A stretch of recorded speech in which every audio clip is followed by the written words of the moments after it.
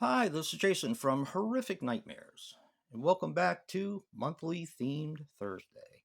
Now, this month's theme is TV horror films or TV scaries. And I had to do this one because I've always loved this movie, and it is Are You in the House Alone? I knew that Vinegar Syndrome released this on part of their televised terror 3 pack on Blu-ray. But I have the Scream Factory, which has this, of course, the original, The Initiation of Sarah. That actually was remade um, in the '90s, I think. Either that or in the early 2000s. Now, Are You in the House Alone is a 1978 film, which runs approximately 96 minutes and is directed by Walter Groman. Now the stars: Kathleen Beller as Gail Osborne, Blythe Danner as Ann Osborne, and Tony Bill as Neil Osborne. Now, Dennis Quaid is also in this, and he had to turn down the role of Bob in Halloween for this movie. A lot of people think he was done for doing that. Um, his career turned out okay, so I don't think it really hurt him that much.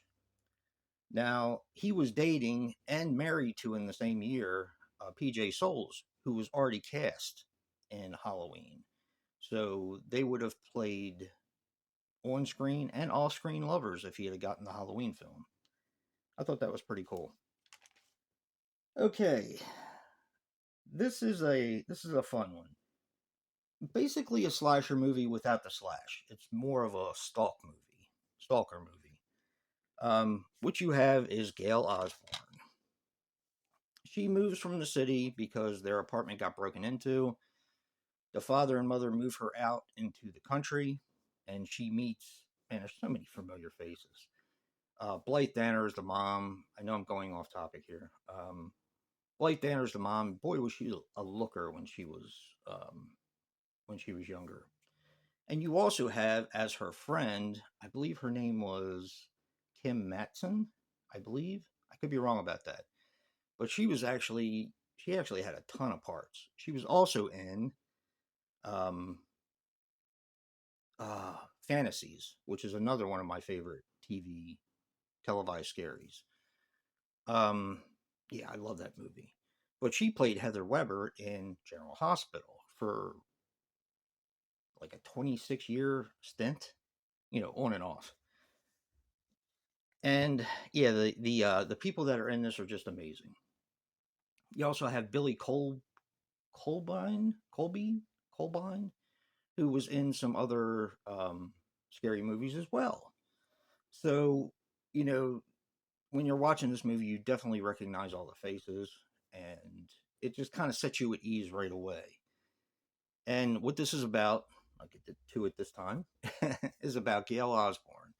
Now, as I said before, she was moved into the country by her parents because their apartment had gotten broken into, and the family thought that they were keeping her safe by moving her to the country. Well, she ends up finding a boy, and they date, and they're really good, and she has friends at the school, and things are working out for her. She's a photographer, and things are really working out. But she starts to get stalked by an unknown person that is leaving her notes and sending threatening calls on their landline. Remember when we had those?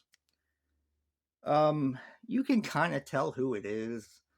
I mean, it's just the charm of the time. This, in my opinion, goes pretty far for a television scary.